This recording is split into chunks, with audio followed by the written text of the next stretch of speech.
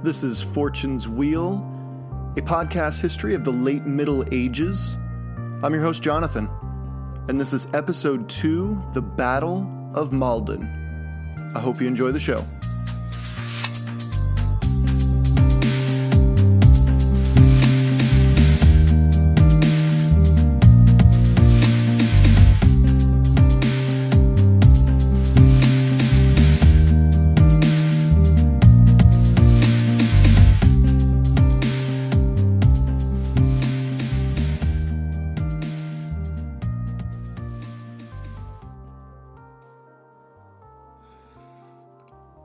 In the book Upheaval, Turning Points for Nations in Crisis, author Jared Diamond says, quote, "Nations and individuals accept national and individual responsibility to take action to solve the problem, or else deny responsibility by self-pity, blaming others, and assuming the role of victim." End quote. You know, say what you will about King Ethelred of England, but he made a choice. And the unfortunate thing about history is the right answer is only ever clear after the event, in the future, never in the present. After the Battle of Maldon in 991, Ethelred's present had two roads, and though every nobleman had an opinion, not a single one, including their king, knew which was the right course of action to take. And being king, it was ultimately his choice. As Diamond said at the top of the show, Ethelred must accept national responsibility and then take action to solve the Viking problem. If not, essentially he'll deny his sole purpose as king and assume the role of victim. And so will all of England. He had two paths, two roads. Neither was clear. And I would argue only one was the right one for England. But both were right for those pesky Vikings. In hindsight, Ethelred made the wrong choice, but I strongly caution those reflecting on it today, or even 50 years after his choice was made, to reserve too harsh of criticism. I mean, given the circumstances, what would you have done? After roughly 3 centuries of sporadic Viking domination over the islands of England and Ireland, this was precisely where King Ethelred found himself. He could order action to solve the problem, or he could continue to allow the Danish warriors to hold a dominion of fear over his subjects, as well as his neighboring kingdoms. Regardless of what King Ethelred thought or said, though, an ealdorman of Essex named Byrhtnoth, working separately from his king, more or less, decided to amass a force to meet these Vikings where they next landed.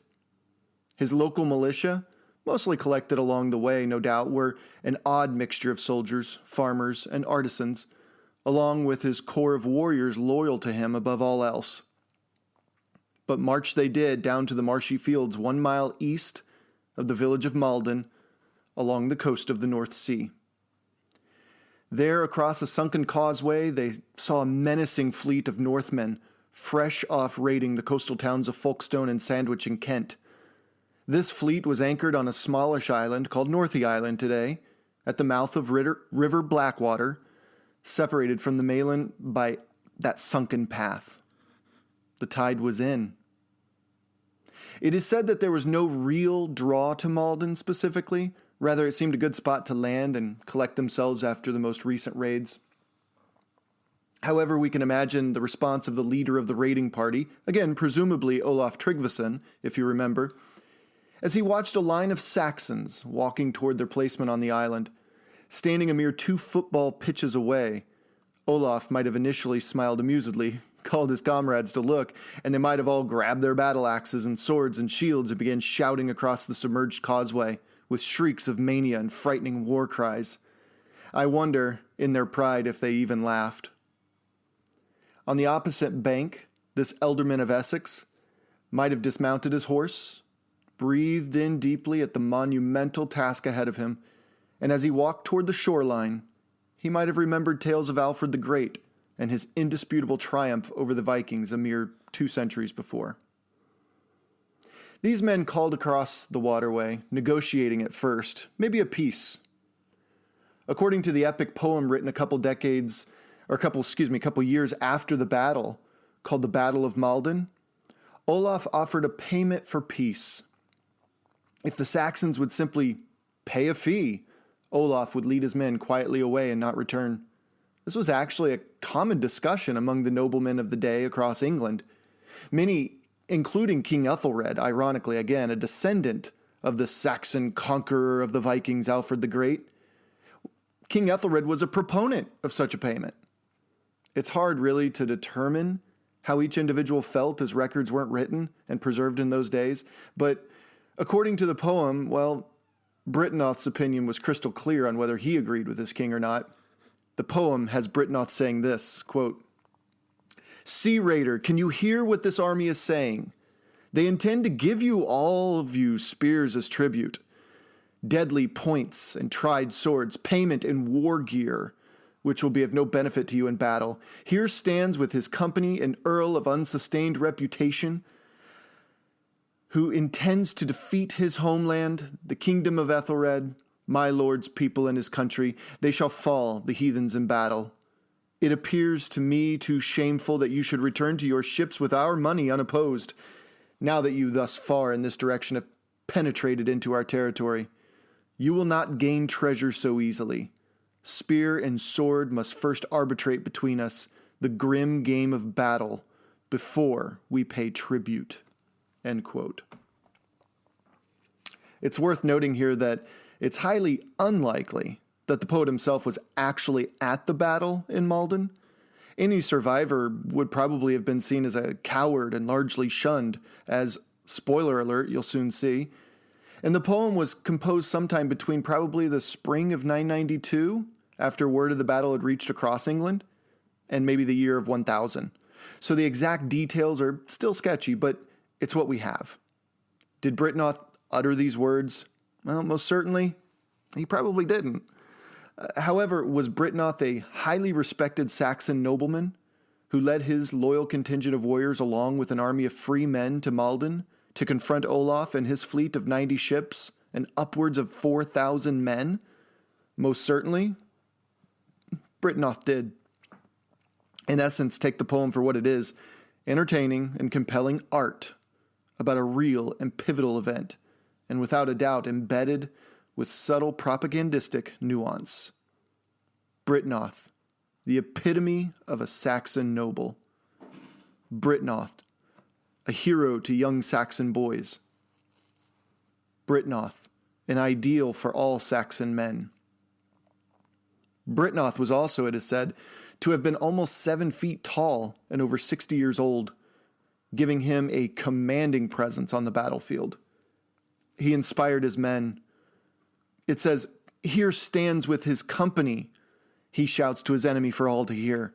And he inspired his kingdom, this man who states clearly and boomingly that he intended to, quote, "defend his homeland, the kingdom of Ethelred, my lord's people," end quote.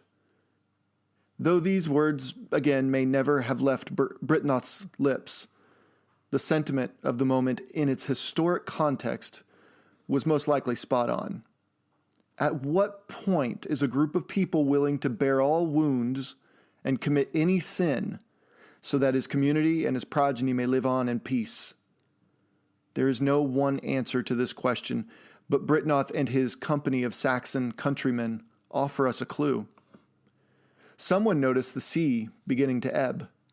The causeway was becoming clearer under the lapping waters of River Blackwater. In nearly every ancient religion or philosophy of self-change, sacrifice is key. Sacrifice requires a person to establish what is willing to be given up in order to achieve one's goals. Great leaders may eat last, but they always sacrifice first. Byrhtnoth sends his kinsman, Wulfstan, along with 2 of his fiercest warriors, Maccus and Elfir, to stand a few steps into the causeway as the water pulled away. Vikings poured onto the causeway, and these 3 Saxons held them off, using an age-old tactic of bottlenecking the opponent so only a few are allowed to attack at one time. Wulfstan, Maccus, Elfir, they held the causeway. Olaf was forced into a position that few Vikings ever found themselves in. Olaf had to ask permission. He knew Byrhtnoth had won the first round being establishing the literal and metaphorical, quote, high ground on the battlefield. But as we saw, Olaf didn't fly into a rage. He didn't continue to pour Viking after Viking across the causeway despite his own hurt pride. He didn't risk drowning his men by ordering them to swim the gap. Olaf Tryggvason was a clever man. The poem uses the term Ulfermod to describe Byrhtnoth in this moment, which has been compared to other German and Dutch derivations as hubris. The notorious fatal flaw so prevalent to Greek storytellers for over 1,000 years already, seeping its way into a seemingly minor skirmish on England's marshy southeast corner. This might be the best explanation for this next move we ever get, but make no mistake, it would change the course of the battle. It would change the course of the next 80 years of European history, and this one decision would change the course of history as a whole, it's safe to say. Embarrassingly, with his giant opponent sitting on his horse across the causeway smiling, the great Olaf Tryggvason called his men back onto the island. Soon, Tryggvason calls across the shallow causeway. The typical Viking tactic of charging and terrifying and overwhelming the opponent with masses of bearded, screaming men, swinging swords and axes, simply could not happen so far here at Maldon. Not with 3 men among a couple thousand able to fend off his horde, unshot arrows behind them drawn and trained on his men. Using this strategy to Byrhtnoth's credit was a brilliant move.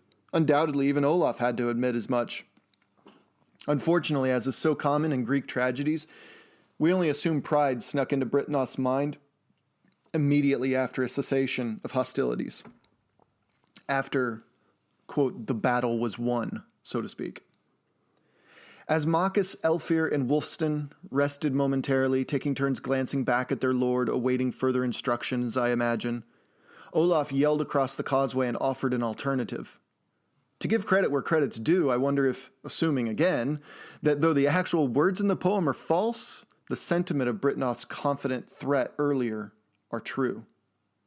I wonder if Olaf read this proud Saxon nobleman like a book. A man of 60 years, maybe eager for a place of immortality like Alfred the Great before him. After such an overwhelmingly brilliant move to plug the causeway, Olaf might have sought to use this man's possible sin of pride to his advantage. Olaf proposed a fair fight. Olaf asked to meet his mighty Saxon force on equal terms, terms upon which Saxons may show their superiority over the Vikings at long last.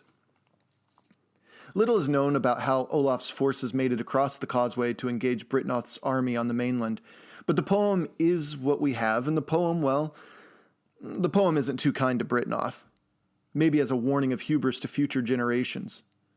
The poet certainly makes real efforts to show a weakness in the honorable Byrhtnoth's character, that again of pride, and Byrhtnoth inexplicably allowed the crossing.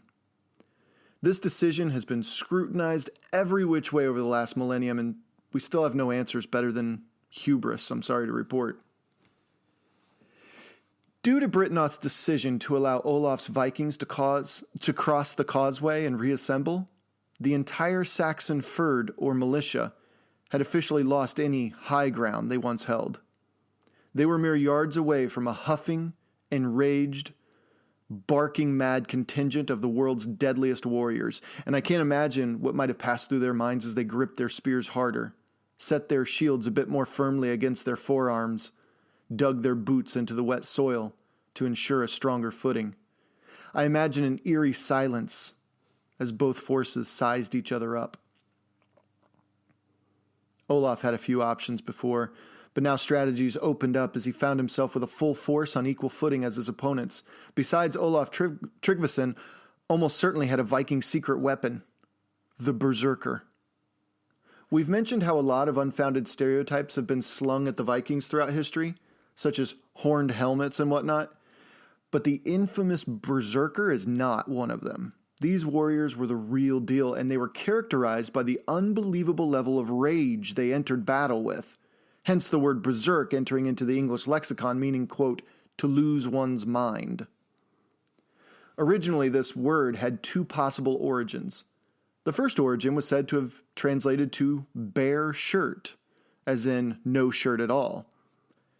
This refers to these berserkers entering into battle enraged, spitting, and growling like bears with no armor, no visible armor covering their bodies. And the second meaning is one who changes into a literal bear in battle. Yeah, a literal bear.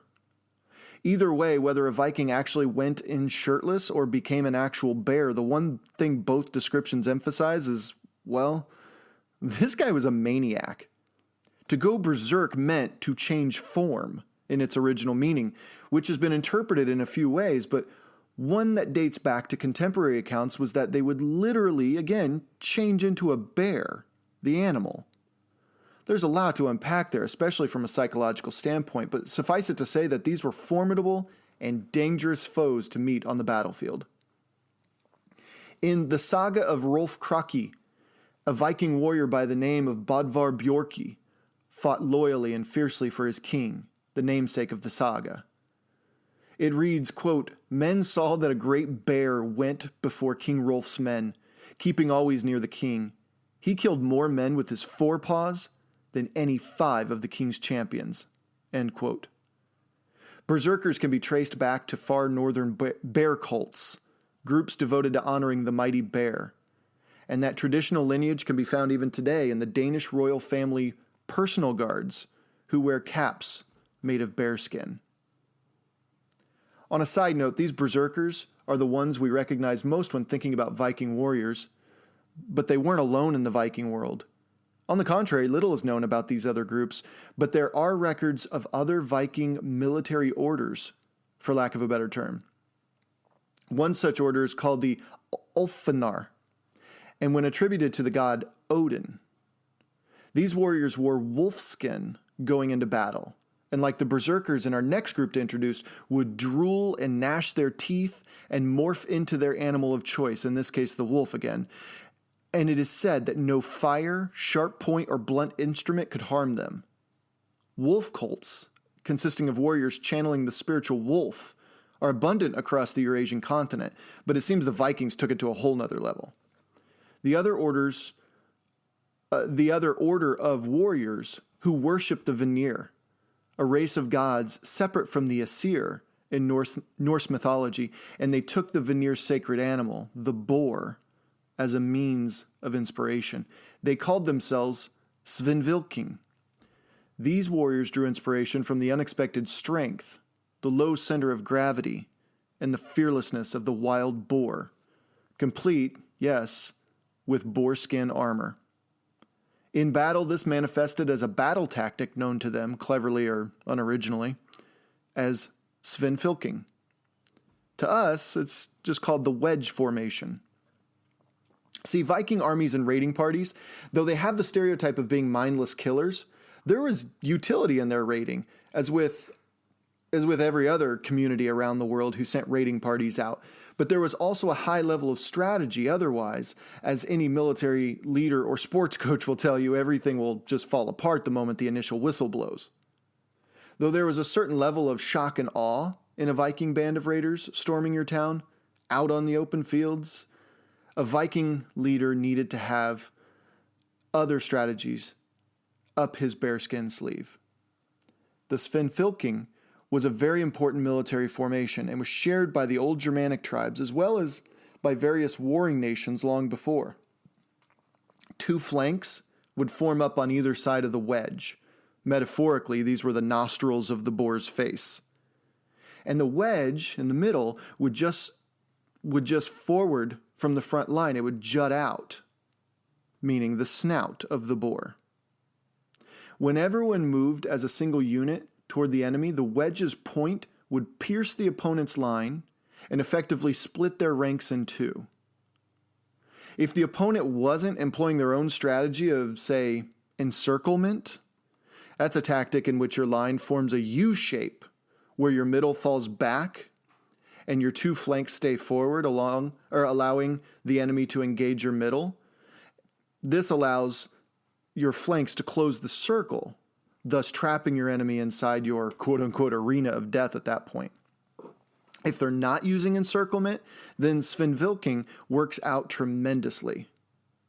Encirclement, as well as other battle strategies, are difficult to pull off, even with the most disciplined of soldiers. Just ask any youth football coach about running a sweep. It may seem simple, but getting everyone to work as a single unit can be very difficult.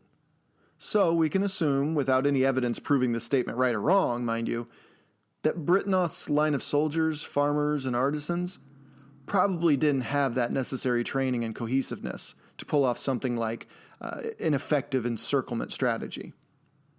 We can also assume with the same caution that Olaf Tryggvason's men did have the experience to form up a variation of Svenfylking. Assuming the Vikings employ the wedge formation, there's no doubt that the gist of what's in the poem, the Battle of Maldon, played out how it did. It's worth parsing the partially recovered poem. I say partially because it's only 320 lines left that from its original composition that we have. So it's worth parsing that insofar as finding a literary structure within it. Namely, Byrhtnoth's belligerent response could very well be, as direct quotes go, just a mere fabrication, as it helps to round out the story of a man suffering from a crippling case of hubris. This is a powerful lesson to be taught in stories, especially those from the classical era, of which Europe has been taking the scenic route out of for the last 500 years, thanks to the rise of Christianity and the intensely violent censorship it brought with it across Europe, Northern Africa, and the Mediterranean. By the way, side note, I can't recommend highly enough the book The Darkening Age by Catherine Nixey if you want to know more about the destruction of the classical worlds at the hands of early and medieval Christians. It's fantastic. So anyway, as for this literary structure, the sentence, "How mighty the giant falls," would probably have been a very recognizable feature to stories told around the hearth. This motif is also found in the holy book of the Christians in the Old Testament, when David the shepherd takes on an overconfident Philistine giant named Goliath. In reality, the poem, The Battle of Maldon, is the best source we have for the play-by-play commentary of this battle, as I've said, so there's just no telling exactly how it specifically unfolded. What we do know with certainty is that these Vikings, up to 3,000 or 4,000 strong, made their way across the causeway at low tide to meet the slightly smaller Saxon force. The poem has the Saxons launching headlong into battle, and the Vikings meeting them in full force at this point. As these two sides ran at each other, one would have surveyed the battlefield and seen different types of weaponry and armor. Byrhtnoth's men, well, they probably didn't have the training that a standing army or experienced raiding band would have had, that's for sure. There were probably a few rakes and shovels in the crowd, but it's safe to say that due to many mentions of spears, that some sort of spear was used by both sides. However, the poet of the account mentions the spears as an Englishman's weapon, far more than a Viking one. What can we draw from that? Well, not much, except an understanding that the poet was English, who, therefore, cared far more about describing his own countrymen, rather, than those beastly enemies. We also know, from lines 71, 110, and 269, that arrows were launched, but no casualty count for either side is mentioned, unfortunately. We don't have that accuracy. Both English and Viking fighters were said to use swords, but as for body armor and shields, the evidence is iffy at best as to who had exactly what. For this episode, we'll assume, due to the account in the poem, that the majority of Englishmen did not have significant body armor, or any at all, for that matter, unlike the Viking contingent who almost always went into battle covered, unless they were a part of one of those military orders we talked about. You know, those military orders, they don't really like that show of weakness. The English did employ shields, largely by contrast. We know this because the poet describes a shield wall along the bank of River Blackwater made up of the first line of Englishmen. It is said that Byrhtnoth, the only man on horseback at this point, as others who rode out to the battlefield were ordered to send their horses away so as to deny them a hasty escape if the battle became too difficult. It's kind of an all-or-nothing thing here for Byrhtnoth. So Byrhtnoth rode up and down behind his line of soldiers, barking encouragement and tightening gaps in the shield wall. The Vikings, on the other hand, we don't really know for sure whether they entered battles with shields, at least on a uniformed, everybody kind of scale. The English shields used, thanks to archaeological evidence of the battle sites, were circular, and about the size of a man's torso. The outside edge was a rounded metal piece with a channel running along the inside which held wooden planks firmly in place. They weren't just used for personal defense either. In one scene from the poem, the English, possibly Byrhtnoth himself, used it as a weapon against a Viking attacker when in close quarters. And finally, we know from extensive records of other Viking encounters that, though there was a chance of them carrying in shields, their other hand most likely held a battle axe or a spear, along with a longsword at his side. The Vikings came prepared and were willing to do anything for the victory. Matt Nelson, a Viking combat expert, once said, quote, "A Viking would not fight fair. He was there to win, to kill you, and to take your possessions, and bring them back and feed his family." End quote. I mean, it's that simple. There were no Geneva Conventions 1,000 years ago, and even if there were, something tells me that the Vikings would have laughed heartily about it. Again, Vikings had been pestering and terrorizing northern European coastlines for centuries already, and the Angles and Saxons and Welsh and Picts and Irish, they were all well aware of these ferocious warriors, their intentions, and the devastation they left behind. The stereotypes of Vikings weren't completely without merit. They were bearded, as we've said, and predominantly larger than those they encountered. Their raiding parties, such as the one Olaf Tryggvason commanded in 981, 10 years earlier, consisted of battle-hardened, experienced warriors, giving the Vikings a marked advantage against the farmers and townspeople they encountered. Yes, Tryggvason was up to it for a long time before the Battle of Maldon. And their rumored rage in battle was also not exactly unfounded or unfair. The first clangs and booms could be heard, I imagine, when the breeze died down as far away as the edge of Maldon.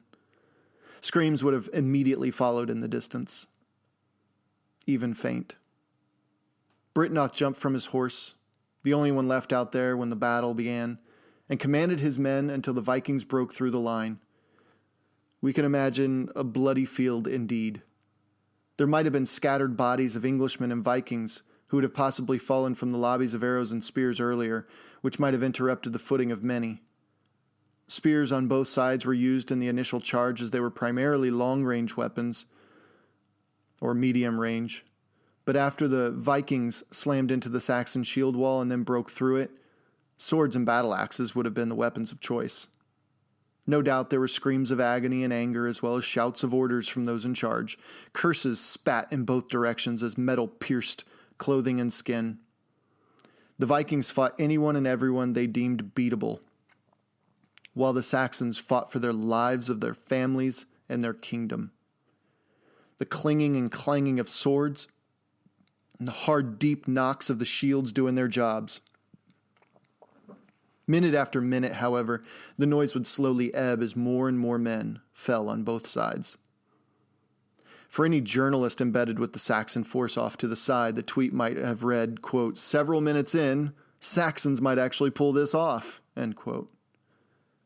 But the tide turned when, according to the poem, a Saxon soldier fled the battlefield, found Byrhtnoth's horse, and rode away.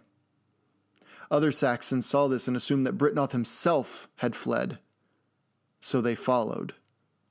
Byrhtnoth tried his best to call his men back, while he fought valiantly against his Viking foes, but inevitably he fell to a Viking blow. This great ealdorman of Essex dropped to the muddy field, no doubt being stepped on by men pushing forward toward Maldon. The Saxons had lost the battle. Many men died that day, muddied and bloodied. Many hundreds, if not thousands of men would not return home, whether their homes were across the hillsides of Essex or wherever this mysterious band of Vikings hailed from. There were many fathers, brothers, sons, grandfathers, uncles, nephews, and cousins who gave their lives, some in defense of their homeland sovereignty, while others plundered enough to feed little ones and communities far across the North Sea. One thing is abundantly clear. However, the smallish skirmish 1 mile east of Maldon in Essex would mark a turning point for the entire continent in my estimation. This was a point that very subtly marked the beginnings of a change that's coming to not only the island of Britain, but also the mainland of Europe. Those Englishmen who fell at the mouth of River Blackwater in the late summer of 991, they would herald in a shift of policy that will not be apparent at first, but will soon extend well past Normandy and Aquitaine and Brittany. What is on the horizon for this wild northern stronghold, a place that not even the great Julius Caesar could tame 1,000 years earlier, will influence not only the mighty Pope in Rome, but also the far-flung regions of Jerusalem in as little as 100 years. Shortly after Maldon, King Ethelred was forced to meet the Viking leaders, again we assume Olaf Tryggvason, up the River Thames at a growing and still largely agricultural community formerly called Londinium by its Roman founders about 950 years earlier. Ethelred will be compelled to take the same deal many other Angle, Saxon, Pict, and Irish kings had for a couple centuries already. Ethelred agreed to pay a giant lump sum to this menacing Viking army in exchange for peace. We call this Danegeld, and this Danegeld will end up being the thing that sparks, arguably, one of England's darkest periods in its long history. All because of an unplanned skirmish in a tiny village on the coast of the North Sea. This one decision by Byrhtnoth of allowing the Vikings to cross the causeway unopposed is as troubling as it is monumental. Had he not allowed Olaf's men to cross and engage on equal footing, one can only assume that Viking raids may have continued. But Olaf Tryggvason's reputation would have been tarnished. Byrhtnoth might have ascended to the heights of historical greatness with King Alfred. King Ethelred might have avoided the choices that would lead to such an unfriendly nickname later. And maybe, just maybe, the Normans wouldn't have seen England 70 years later as a weakened, disunited land ripe for the taking. Maybe. We will pick up this story with the outcomes of the Battle of Maldon and then shift to Saxon England's last death throes. In fact, this region and its people will play key roles in so many of the events of the next century. And I can't wait to tell you about it. Until next week.